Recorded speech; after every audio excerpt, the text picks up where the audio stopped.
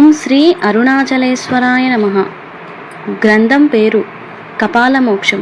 ఒక ఆత్మయోగి ఆత్మకథ. గ్రంథ రచయిత పరమహంస. అధ్యాయం 64, 9వ భాగం. ప్రారబ్ధ కర్మలు. ప్రారబ్ధ కర్మలు. గత జన్మలో ఎవరైనా మనకి రుణం ఉన్నా లేదా మనం ఎవరికైనా రుణం ఉన్నా ఆ బంధనాలు ప్రారబ్ధ కర్మలు ఈ జన్మలో వస్తాయి. ఈ కర్మలు పూర్తిగా నాశనం కావచ్చును లేదా మాయ వలన పెరగవచ్చును. ఈ కర్మల నుంచి విముక్తి కలిగిందని సూచనగా స్థల మార్పు జరుగుతుంది, లేదా పట్టుదల కలిగిన వాళ్ళని విడతీస్తుంది, లేదా చావు వస్తుంది. అలాగే ఈ కర్మలు బంధనంగా మారుతున్నాయి అంటే వాటి యందు ఆకర్షణ, ప్రేమ, మోహం, వ్యామోహాలు కలుగుతాయి. దానితో బంధ విముక్తి కాస్త బంధనం అవుతుంది. దీనిని ఎవరూ మార్చలేరు, అనుభవించక తప్పదు. పాపభారం పెంచుకొని పునర్జన్మ ఎత్తి నానా చంకలు నాకవలసి ఉంటుంది. ఇలా మేము సాధన మొదలుపెట్టిన 21 సంవత్సరాలకు మాకు ఈ ప్రారబ్ధ కర్మ నివారణ అవ్వటం మొదలైనాయి. గత జన్మలో ఒకతను నన్ను 3 సార్లుగా నదీ పుష్కరాలు చేయించిన ప్రారబ్ధ కర్మ కాస్త మేము ఈ జన్మలో అతనికి 3 సార్లు గోదావరి నది పుష్కరాలకు తీసుకుని వెళ్ళగానే పట్టుదల వలన ఏదో గొడవలు మొదలై మేము విడిపోయినాము.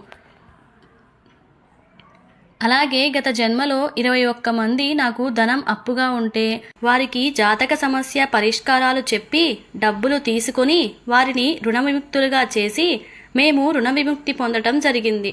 అలాగే గత జన్మలలో 52,000 మంది శిష్యుల భక్తులకి ఈ జన్మలో వారికి ఉచితంగా సమస్యలు పరిష్కారాలు చెప్పి వాళ్ళను నా నుండి విముక్తి కలిగించి మేము విముక్తి పొందినాము. విచిత్రం ఏమిటంటే నా రుణగ్రస్తులు ఒక గ్రామంలో ఉంటే ఆ గ్రామానికి వెళ్ళి వైద్య సేవలు చేసి వారి నుండి కూడా విముక్తి చెంది గొడవలు పడి బయటకు రావటం జరిగింది. అలాగే 27 మంది శిష్యులకి సాధనా దీక్ష ఇచ్చి వారి సాధన పురోగవృద్ధి అయ్యేటట్లు చేసి వారిని మా నుండి విముక్తి కలిగించాము. ఉద్యోగాలు చేస్తూ వారిని మా నుండి విముక్తి చేస్తూ ఉద్యోగం చేసే కర్మ నుంచి సంపూర్తిగా విముక్తి చెందినాము. అలాగే ఒకసారి ఇది ఇలా ఉంటే దైవస్వరూపాలు కూడా మా నుండి విముక్తి చెంది వారు విముక్తి చెంది మమ్మల్ని విముక్తి చేశారు. ఇలా 21 సంవత్సరాల పాటు చేసిన శివలింగ అర్చకత్వం నుంచి విముక్తి కలిగింది. అలాగే ఒకరోజు స్వప్నదేవత అయిన జొన్నవాడ కామాక్షిదేవి నుండి సందేశం వస్తే వెళ్ళి ఆవిడని స్వయంగా చూసి ప్రత్యక్ష అనుభూతి పొంది ఆవిడ కాస్త నైవేద్యంగా కొబ్బరికాయను అడిగి తీసుకొని దానిని కొట్టి నన్ను తన కర్మబంధం నుండి విముక్తి చేసింది. అలాగే మరొకసారి మహామంత్రగత్తె అయిన జోగులాంబ దగ్గరికి వెళితే ఆకుపచ్చ జాకెట్టు ఇచ్చి సుమంగళిగా ఉండమని మా ఆవిడని కనిపించి దీవించి తన కర్మబంధం నుంచి విముక్తి చేసుకున్నది. దండి పార్వతీ అమ్మవారు తనని చూడాలని పూనకం ద్వారా చెబితే ఆ గ్రామానికి వెళ్ళి అమ్మ విగ్రహమూర్తిని చూడగానే ఒక్క క్షణం పాటు సజీవమూర్తిగా కనిపించి నన్ను సాధనలో పరిపూర్ణ స్థితికి వెళ్ళమని దీవించి పంపించింది. ఎందుకంటే ఈ అమ్మను 18 సిద్ధయోగులు పూజించినట్లు అక్కడ ఉన్న శిలాప్రతిమలు, శిలా శాసనాలు చెబుతున్నాయి. ఒకసారి కాశీక్షేత్రానికి వెళ్ళినప్పుడు మేము ఘాట్లు చూస్తూ సమయం గురించి పట్టించుకోలేదు. ఇంతలో మాకు షుగర్ వ్యాధి ఉండటం వలన మాలో నెమ్మదిగా లెవెల్స్ తగ్గటం, కళ్ళు తిరగటం ఆరంభమయ్యాయి. ఏం చేయాలో అర్థం కాని పరిస్థితి. షుగర్ కోసం హోటల్లోకి వెళ్ళి తినే సమయం లేదు. అప్పుడు దగ్గరలో ఉన్న ఆశ్రమంలో అన్నదానం చేస్తుంటే వెళ్ళి ఒక పక్కన కూర్చుని తినటం ప్రారంభించాను. నా పక్కనే బిచ్చగాళ్ళు, సాధువులు కూర్చొని ఉన్నారు. ఒకప్పుడు మేము షిరిడీకి ఎవరికీ చెప్పకుండా పారిపోవడం జరిగింది. మా అమ్మ కాస్త నిరాహారిగా ఉండి కఠిన ఉపవాస దీక్షలో ఉండేసరికి షిరిడీలో ఉన్న బాబావారు నాకు ఒక శ్లోకం రూపంలో తల్లిదండ్రుల విలువ గురించి చెబుతూ నన్ను వెనక్కి పంపించడం జరిగింది. మేము వెనుతిరిగి ఇంటికి రావటము జరిగింది. నన్ను చూసిన మా అయ్య నాకేసి అదోలా చూసి, ఏమిరా నీకు సాధన కావాల్సి వచ్చినదా? ఎవరినైనా చేతులతో అడుక్కొని ఆకలి తీర్చుకోగలవా? అంత మనోస్థితి నీకుందా? అన్న మాటలు ఇప్పుడు ఈ సమయంలో గుర్తుకు రావటం మొదలైంది. ఇప్పుడు నేను ఉన్న స్థితి నిజంగానే భిక్షగాడి పరిస్థితి కదా. 5 స్టార్ హోటల్స్లో తినే ఆర్థిక స్తోమత ఉన్న మేము ఈనాడు జానెడు పొట్ట కోసమే కదా ఎవరో అన్న సంతర్పణ చేస్తున్న చోట బిచ్చగాళ్ల మధ్య ఒక బిచ్చగాడిగా తినటం చూస్తుంటే నాలో ఉన్న అన్ని రకాల అహాలు మటుమాయం అవుతున్నాయని అనుభూతి కలగసాగింది. ఇంతలో మేము లేచి చేతులు కడుక్కునే సమయానికి కళ్ళు తిరిగేసరికి విస్తరాకు కాస్త టేబుల్ మీద నుండి అనుకోకుండా నేల మీద పడేసరికి ఆ సత్రం యజమాని నా దగ్గరకు వచ్చి, స్వామి, ఒళ్ళు బలిసిందా? తేరగా వస్తే ఉచితంగా తినటానికి తయారవుతారు. ఆ మాత్రం చూసుకోరా, తీ, ముందు నువ్వు తిన్న విస్తరాకు తీయి అనగానే మేము మౌనంగా నేల మీద వంగి తీస్తుంటే ఒక 45 సంవత్సరముల ఎర్రని చీర ధరించి ఉన్న ముత్తైదువు వచ్చి, నాయనా, నువ్వు వెళ్ళి చేతులు కడుక్కో, నేను ఉన్నానుగా, నీ విస్తరాకులు తీస్తాను అని చెప్పి ఆవిడే స్వయంగా తీసుకొని బయటకు వెళ్తుంటే అక్కడే ఎవరో స్త్రీమూర్తికి పూనకంలాగా వచ్చి, ఒరే, నా బిడ్డ విస్తరాకు తీయటానికి స్వయంగా వచ్చినానురా, నేను ఉన్న చోట ఆహారానికి ఎవరూ కూడా బాధపడకూడదు అంటే బాధపడకూడదు, వారు బాధపడినా నిన్ను ఏం చేస్తానో చూడు, వాడు నా జ్ఞానపుత్రుడు, వాడినే ఇస్తరాకు తీయమంటావురా, వాడి ఎంగిలి ఇస్తరాకు తాకే యోగ్యత కూడా నీకు లేదురా, అందుకే నేను వచ్చి గోమాతకి ప్రసాదం పెట్టడానికి వచ్చినానురా, దానికే ఆ అర్హత ఉందిరా అంటూ ఆమె స్పృహ తప్పేసరికి నా మనోనేత్రం ముందు కాశీ అన్నపూర్ణ విగ్రహమూర్తి ఎరుపు రంగు చీరలో కనిపించేసరికి ఆ సత్రం యజమాని మా దగ్గరకు వచ్చి, అయ్యా స్వామి, ఈరోజు మా అమ్మాయి పుట్టినరోజు, అన్నపూర్ణాదేవికి ఎరుపు రంగు పట్టుచీర ఇచ్చి అన్న సంతర్పణ కార్యక్రమం చేస్తున్నాను. ఇంతలో ఇలా అనుకోని అవాంతరం జరిగింది. అమ్మవారే సాక్షాత్తు మీకోసం వచ్చింది అంటే మీరు సామాన్యంగా కనిపించే అసామాన్య వ్యక్తి అని నాకు అర్థమైంది అని ఇంకా ఏమేమో మాట్లాడుతూ ఉంటే మేము వాటిని పట్టించుకోకుండా మౌనంగా అక్కడి నుంచి బయలుదేరినాము. ఒకరోజు మా గుడిలో అమ్మవారి గజ్జల శబ్దాలు వినపడుతూ ఉన్నాయి అని మా అమ్మ అంటూ ఉంటే అది ఎంతవరకు నిజమో చూద్దామని ఒకరోజు రాత్రిపూట గుడిలో ఆమెకి ఎదురుగా కావాలని పడుకున్నాను. మధ్యరాత్రి 12 గంటలు దాటిన తరువాత లీలగా నాకు ఎవరో స్త్రీమూర్తి కూర్చుంటే వచ్చే కాలి గజ్జల శబ్దాలు వినిపించి మెలకువ వచ్చి చూస్తే ఎవరూ కనిపించలేదు. లేచి చుట్టూ చూశాను, బయటకి వచ్చి చూశాను, ఎవరూ కూడా కనిపించలేదు. ఇలా ఒక వారం రోజుల పాటు ఆమెను పరీక్షించడానికి ఆమె సమక్షంలో గుడిలో పడుకున్నాను. గుడి పందిట్లో గజ్జల శబ్దాలు వినపడ్డాయి కానీ ఎవరివో అర్థమయ్యేది కావు. ఒక శుక్రవారం రోజు అర్ధరాత్రి పూట నాకు ఒక కలలో 8 సంవత్సరముల బాలిక ఎరుపు రంగు జాకెట్టు, మామిడి పండు రంగు లంగా వేసుకుని చేతిలో ఏదో చిన్నపాటి కొరడా పట్టుకొని నన్ను పట్టుకొని కొడుతున్నట్లుగా అనిపించేసరికి కొరడా దెబ్బలకు తట్టుకోలేక నేను పెడబొబ్బలు పెడుతున్నట్లుగా అనిపించేసరికి కల వచ్చేసరికి నాకు భయంతో ఉలిక్కిపడి లేచేసరికి నిద్రాభంగం అయ్యింది. ఇంకా నిద్ర రాలేదు. మర్నాడు యథావిధిగా అమ్మవారి పూజాది కార్యక్రమాలు చేస్తూ ఉండగా ఎవరో అక్కడ అశరీరవాణితో, ఏమిరా, ఇప్పటికైనా బుద్ధి వచ్చిందా? నన్నే పరీక్షిస్తావు? ఇక నుంచి నా పూజ చేసే అర్హత కోల్పోయావు, ఇక్కడి నుంచి వెళ్ళిపో అని ఎవరో గద్దించినట్లుగా అనిపించేసరికి అమ్మవారి విగ్రహమూర్తి కాస్త ఒక్క క్షణం పాటు ముఖం మాత్రమే సజీవమూర్తిగా కనిపించి పెదవులు కదుపుతూ ఉన్నట్లుగా అనిపించేసరికి ఏదో తెలియని భయం నాలో మొదలై కంగారుతో బయటకు వచ్చినాను. ఇది జరిగిన 6 నెలలకి శాశ్వతంగా నేను ఆ గుడి సేవకి దూరం అవ్వటం జరిగింది. ఈ విధంగా ఆ సాక్షాత్కారం కలిగింది. అలాగే మా అమ్మకి రుణం తీరిందని మాకు ఇప్పుడు అర్థమవ్వసాగింది. ఏదైనా కానీ అమ్మ అనుగ్రహించిన అంతగా అయ్యవారు అనుగ్రహించలేదు. అయ్యల కన్నా అమ్మే మిన్న. అయ్య దొబ్బి తిని ప్రసాదాలు, నైవేద్యాలు, సేవలు చేయించుకుంటాడు. అలాగే మా దేవాలయ అమ్మవారు నాకు ధ్యానం నందు కనిపిస్తూ నన్ను గుడి పూజారిగా రమ్మని అడిగింది. నేను మౌనం వహించాను. ఇలా పాపం ఆవిడ నా చుట్టూ 3.5 సంవత్సరాలు అన్ని విధాలుగా శతవిధాలుగా ప్రయత్నం చేసింది. నా మౌన సమాధానం ఆవిడికి సహనశక్తి కోల్పోయేటట్లుగా చేసింది. మళ్ళీ ఇప్పటిదాకా కనిపించలేదు. ఒకవేళ నేను వెళితే ఆమె మాయను దాటేవాడిని కాను. ఆమె సర్వస్వం అనుకునేవాడిని. ఎందుకంటే ఆవిడ ఎవరో కాదు, భ్రమరి బాల త్రిపుర సుందరి. ఈమె ఎవరో మీకు తెలుసు కదా. కాబట్టి నా మౌనమే ఆవిడకి ప్రారబ్ధ కర్మ అయ్యి రుణం తీరింది. ఒకసారి మేము ఒక వ్యాపారం పెట్టే యోగం ఒక కర్మబంధంగా మారే స్థితికి వచ్చింది. ఆ వ్యాపారం చేస్తే సుమారుగా 2000 కోట్ల ఆదాయం వస్తుందని మా జాతకం చెప్పేసరికి మేము గతుక్కుమన్నాము. ఆ అవకాశం రానే వచ్చింది. ఒక కంపెనీ వారు మాతో వ్యాపార భాగస్వామి ఒప్పందం చేసుకోవాలని వచ్చినారు. దానితో ఏం చేయాలో అర్థం కాలేదు. యోగి దగ్గర పైసలు ఉండరాదు, భోగి దగ్గర ధనం లేకుండా ఉండరాదు. అటు యోగిగాను ఇటు భోగిగాను ఉండలేని స్థితి.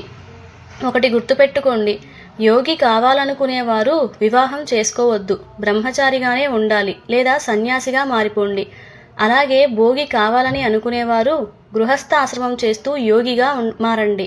ఇక దానితో ఈ వ్యాపార భాగస్వామి ప్రారబ్ధ కర్మను ఎలా దాటాలో అర్థం కాలేదు. ఒకరోజు వారి ఆఫీస్కు వెళ్ళి 15 గంటల పాటు ఒకే చోట ఒక కుర్చీలో కూర్చుని వారితో ఏమీ మాట్లాడకుండా ఉన్నాను. అక్కడ ఉన్న వాళ్ళకి అసలు ఏం జరుగుతుందో అర్థం కాలేదు. అగ్రిమెంట్ కని వచ్చి మౌనంగా ఇలా కూర్చోవడం ఏమిటో అర్థం కాలేదు. కొన్ని రోజుల తరువాత ఆ వచ్చిన వ్యాపార భాగస్వామికి మాకు పట్టుదల వచ్చి గొడవలు కలిగి విడిపోయినాము. లేదంటే వారితో 15 సంవత్సరాల పాటు వ్యాపారంలో చేయాల్సి ఉంటుంది. దానిని మేము కాస్త గంటలలోకి మార్చినాము. మాకు కావలసింది అదే. లేకపోతే ఇప్పుడు 2000 కోట్లు సంపాదించి ఏం చేసుకోవాలి? చివరకు మిగిలేది బూడిదే కదా. అవసరానికి మనకి ప్రకృతి మాత ఇస్తున్నప్పుడు అత్యాశకి పోవటం అంత అవసరమా? ఆ డబ్బులు ఐటీ వాళ్ళకి లెక్కలు చూపించలేక చావాలి. అలాగని దొంగతనంగా దాచుకోలేను. అది మన మనస్సుకి విరుద్ధం అవుతుంది. 1000 కోట్లు సంపాదించి మహామాయలో పడే కంటే ఉన్న మాయలు వదిలించుకుంటే చాలా మంచిది కదా, ఏమంటారు? ఒక అమ్మాయి తన 12వ ఏట నన్ను ఒక బస్టాండ్లో టాటా చెప్పడానికి వస్తే ఈ కర్మఫలం తిరిగి ఈమె 24వ ఏట ఆమెను ఊరికి పంపిస్తూ నేను టాటా చెప్పినాను, అంతే. ఆ తర్వాత ఆ అమ్మాయి మళ్ళీ నా జీవితంలో కనిపించలేదు. ఇలా టాటా కూడా ప్రారబ్ధ కర్మ అన్నమాట. మరొక అమ్మాయి నాతో 12 సంవత్సరాలు మంచి స్నేహం చేసింది. మంచి స్నేహితులలాగా ఉన్నాము. ఇలా జీవితాంతం మాకు పెళ్ళిళ్ళు అయినా కూడా ఇలాగే స్నేహం కొనసాగించాలని అనుకున్నాం. కానీ నాకు ఒకానొక సమయంలో 1,00,000 రూపాయలు అవసరం పడినాయి. ఈమె ఇచ్చింది. కొన్ని వారాలకు నేను ఈమెకు ఆ డబ్బులు తిరిగి ఇచ్చివేశాను. అంటే మా ఇద్దరి మధ్య వేరే వారి స్నేహం కోసం పట్టుదలతో కూడిన గొడవలు వచ్చి విడిపోయాము. మళ్ళీ మేమిద్దరం ఎదురుపడలేదు అంటే నమ్మగలరా? ఇది కూడా అంటే అప్పు కూడా ప్రారబ్ధ కర్మ అన్నమాట. అది తీరింది, మాకు రుణం తీరింది. ఒక అమ్మాయికి ప్రేమ వివాహం చేపిస్తే రుణానుబంధం తీరింది. మరొక అమ్మాయికి సంతాన పూజలు చేస్తే బంధం తీరింది. మరొక అమ్మాయికి తన భర్త అనారోగ్య సమస్యల నుంచి విముక్తి కలిగిస్తే రుణం తీరింది. ఒక అబ్బాయికి తనకున్న సర్పబాధలు తొలగిస్తే ఆ రుణం తీరింది. ఒక అమ్మాయికి గురుమంత్రం ఇస్తే మరో అమ్మాయికి జ్ఞాన ఉపదేశం చేస్తే వీరి ప్రారబ్ధ కర్మలు తీరినాయి. అంతెందుకు, విచిత్రంగా మా స్నేహితుడి కూతుర్ని ఎత్తుకొని 3 గంటలు పైగా నడవటం జరిగింది. దానితో వాడి ప్రారబ్ధ కర్మ తీరింది. ఒక అమ్మాయికి తొలిసారిగా నేను లవ్ యూ చెప్పినాను. దానితో ఆమె మళ్ళీ కనిపించలేదు. అలాగే ఒక అమ్మాయికి నేను తొలి ప్రేమలేఖ ఇచ్చినాను. 6 నెలలు బాగానే ఉంది. ఆ తర్వాత పట్టుదలలు గొడవలు వచ్చి విడిపోయినాము. ఇది కూడా ప్రారబ్ధ కర్మే. ఒక అమ్మాయి నన్ను అకారణంగా తిట్టింది. దానితో ఆమెకు నాకు రుణం తీరింది. మరొక అమ్మాయి నన్ను బావా అంటూ ప్రేమిస్తున్నానని చెప్పింది. దానితో ఈమె రుణం తీరింది. నేను ఒకరికి పెన్ను బహుమతిగా ఇచ్చినాను. మళ్ళీ వారు కనిపించలేదు. మరొకరికి పర్సు, ఇంకొకరికి పుస్తకం ఇలా ఇచ్చినాను. వాళ్ళు అలా తీసుకొని విదేశాలకు వెళ్ళిపోయినారు. మళ్ళీ నాకు ఇంతవరకు కనిపించనే లేదు. నేను ఒకరి ఆపరేషన్ సమయంలో ఆసుపత్రిలో ఉండి సేవలు చేసినాను. దానితో వారి రుణానుబంధం తీరింది. నేను ఒకరి ఇంట్లో వారం రోజుల పాటు ఉండవలసి వచ్చింది. ఉన్నాను. దానితో వారు నాకు దూరం అయినారు. నేను ఒకరి దగ్గర 500 తీసుకున్నాను. అది వారికి ఇచ్చే లోపల వాళ్ళు ఇల్లు ఖాళీ చేసి వెళ్ళినారు. వాళ్ళు 500 రూపాయలు నాకు అప్పు అన్నమాట. నేను ఒకడికి 40 రూపాయలు అదనంగా ఇచ్చాను. వాడు నాకు ఇచ్చే లోపల వాడు అనారోగ్యంతో మరణం పొందినాడు. నేను వాడికి 40 రూపాయలు బాకీ అన్నమాట. ఈ బాకీ కోసం వాడు ఇన్నాళ్ళుగా బతికి ఉన్నాడు. ఒకడు నన్ను మానసికంగా, శారీరకంగా 3.5 సంవత్సరాల పాటు ఉద్యోగ సమయంలో అకారణంగా ద్వేషం పెంచుకొని తిట్టేవాడు. ఇప్పుడు వాడు పక్షవాతంతో మంచం ఎక్కినాడు. కొన్నాళ్లకు మరణించినాడు. ఒక దంపతులు నన్ను ఒక విషయం నందు ఇరికించి అకారణంగా తిట్టినారు. ఇది జరిగిన 12 సంవత్సరాలకి ఆమెకి క్యాన్సర్ వ్యాధితో బాధపడుతూ మృత్యువు పొందింది. నన్ను తిట్టడమే వారికి శాపంగా మారింది. నా మౌనమే వారికి మారణాయుధం అయింది అని నాకు అర్థమైంది. గత జన్మలో నేను వారిని తిట్టినాను. ఆ కర్మను ఈ జన్మలో వాళ్ళు నన్ను తిట్టడంతో ప్రారబ్ధ కర్మ తీరింది. ఇలా జంతువులు, కుక్కలు, కోతులు, కుందేలు, పావురాళ్ళు, చిలుకలు, గేదెలు, ఆవులు, మొక్కలు కూడా నాతో అనుబంధం పెంచుకొని వాటికున్న ప్రారబ్ధ కర్మలు మరణం పేరుతో నా నుండి వెళ్ళిపోయి శ్మశానానికి చేరుకున్నాయి. నాకు శ్మశాన వైరాగ్యం కలిగించినాయి. ఇలా ఏమి ప్రారబ్ధ కర్మయో, ఏది కర్మబంధమో, ఏది విముక్తి కర్మయో మనం తెలుసుకోలేము. ఎవరు ఎప్పుడు కలుస్తారో, ఎవరు ఎప్పుడు గొడవ పడతారో, ఎవరు ఎప్పుడు ప్రేమగా ఉంటారో, ఎవరు ఎప్పుడు దూరం అవుతారో మనల్ని సృష్టించిన పరమ శూన్యమునకే తెలియాలి. దానితో మా ప్రారబ్ధ కర్మలు అన్నీ కూడా నెమ్మదిగా కలలో, ధ్యానంలో కానీ తీరటం మొదలైనాయి. దానితో మా మనస్సు కాస్త శాంతి పొందడం ఆరంభమైంది. ప్రశాంత జీవితం వైపు అడుగులు పడడం ఆరంభమైంది. ఇలా చెప్పుకుంటూ పోతే 1,25,000 ప్రారబ్ధ కర్మలు వ్రాయవలసి వస్తుంది. మాకు బాగా గుర్తుకు ఉన్న ప్రారబ్ధ కర్మలు మాత్రమే రాయటం జరిగింది. ఇంకా ప్రస్తుతానికి 11,000 ప్రారబ్ధ కర్మలు మిగిలిపోయినాయి. వాటిని సంపూర్తి చేస్తే కానీ మాకు కపాల మోక్షం కలగదు. దీనికి 5 లేదా 7 లేదా 9 లేదా 12 సంవత్సరముల కాలం పడుతుంది అని మాకు స్ఫురణ అయ్యింది. ఈ కర్మలు సంపూర్తి అయితే మహాశ్మశానం అయిన కాశీక్షేత్రమునకు చేరుకొని మా సద్గురువైన శ్రీ త్రైలింగ స్వామి మఠానికి గురువులు సేవలు చేస్తూ కాలభైరవుడి దర్శనం చేసుకుంటూ కపాల మోక్షం కోసం ఎదురు చూడటం జరుగుతుందని మాకు అర్థమయ్యింది. శుభం భూయాత్. గమనిక: మీ నిజమైన మనస్సు పూర్తిగా నచ్చిన ఇష్టకోరిక ఏమిటో మీకు తెలియాలంటే మీరు మీ సాధనా స్థాయిలో చిట్ట చివరి యోగచక్రమైన హృదయ చక్రం దాకా మీరు చేరవలసి ఉంటుంది. అప్పటిదాకా మీకు మీ ఇష్టకోరిక తెలిసే ఉంటుంది. మీ ఇష్టకోరిక ఏమిటో మీకు అంతగా తెలియనట్లుగా ఉంటుంది. మీరు అంతగా పట్టించుకోవడం జరగదు. అసలు ఎన్ని ఇష్టకోరికలు ఉన్నాయో మనకే తెలియదు. ఇన్ని ఇష్టకోరికలలో అందులో ఏకైక ఇష్టకోరిక ఏమిటో మనం తెలుసుకునే స్థాయిలో ఉండమని మేము ఖచ్చితంగా చెప్పగలం. ఏకైక ఇష్టకోరిక తెలియాలంటే తప్పనిసరిగా ఖచ్చితంగా యోగ సాధన మీ హృదయ చక్రానికి వెళితే గాని అప్పటిదాకా మీకు అనుభవించిన సకల కోరికలలో మీ మనసు స్పందించే ఏకైక అంతిమ ఇష్ట కోరిక, అలాగే ఇష్ట పదార్థం అంటే ఏమిటో తెలుస్తుంది. అది చుక్కకూర కావచ్చు, లేదా తోటకూర కావచ్చు. అలాగే మోక్ష కోరిక లేదా కామ కోరిక లేదా నిజ బ్రహ్మ జ్ఞానం పొందాలని ఇష్ట కోరిక కావచ్చును.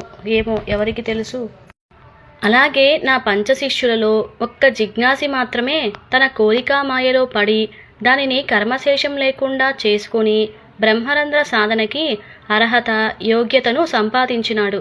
ఇక మిగిలిన వారు వారి ఇష్టకోరిక మాయలో పడి బయటకు రాలేక తమ సాధనను ఆపుకోవడం జరిగింది.